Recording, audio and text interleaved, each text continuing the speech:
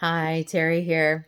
So, I wanted to come on real quick and chat about these energies. These energies since the eclipse, both the eclipses, have been super, super intense, and they're supposed to be with us for the next 3 to even 6 months. So, depending on the things that you're working on, this may cause your energy to flip flop. And some days you may notice that you're super, super high.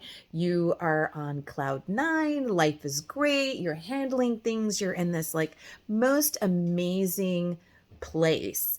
And then the next day, it's like a crash, or maybe sometime during the next day, you have this major crash, and you might not be able to pinpoint exactly what it was that that triggered you or that created that shift in energy. Or maybe you can, maybe there was a trigger, and now you are at the opposite extreme.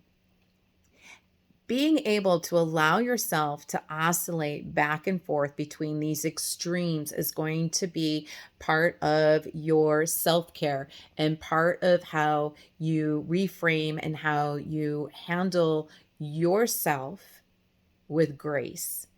And so what's happening is when we're super, super high, we are filled with so much love, so much light. Our body, our cells is holding more light, more frequency, more higher frequency. And when we're experiencing the opposite, the low or the lull, we're experiencing a massive drop or a major drop in energy and light and being able to hold that. I want you to take on the analogy of working out, doing Pilates or strength training. We are there's always a day of recovery. We're able to move ahead in those workouts, but then we have to have a day of recovery. It's the same thing here. We're learning to hold more light in our body. We're learning to live in the higher frequencies as we still go through our life and learn to detach and heal. So we need to heal in order to detach from these heavy, denser emotions and realities that we're holding on to.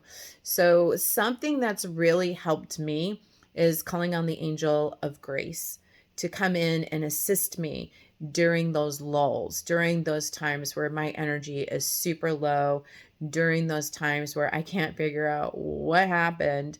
And this is also a good opportunity for you to look at all those high vibrational coping skills that you may learn or you're trying to integrate. So sometimes when we go through these lulls, we're like flapping fish out of a water. I don't know what to do. I don't know what to do. So having a list sometimes of all of your specific things that you're working on. Maybe they're mantras, maybe it's tapping, maybe it's breath work, maybe it's meditation. There's so much that you may be doing in your life to help you get through these things. So being able to have a list during those times, during those lulls, is going to be helpful. Taking on the point of view that this is going to be a mental health day and allowing yourself to have that grace and have that awareness that, hey, I feel a little out of it today. I feel a little low. I don't know why, but I'm going to give it to me and allow yourself that freedom to experience what it is that you're experiencing. But be aware of where it is in your body. Be aware of what you're telling yourself. Okay. And be able to be aware to call in as much grace for yourself and forgiveness for yourself, whatever it is that you need.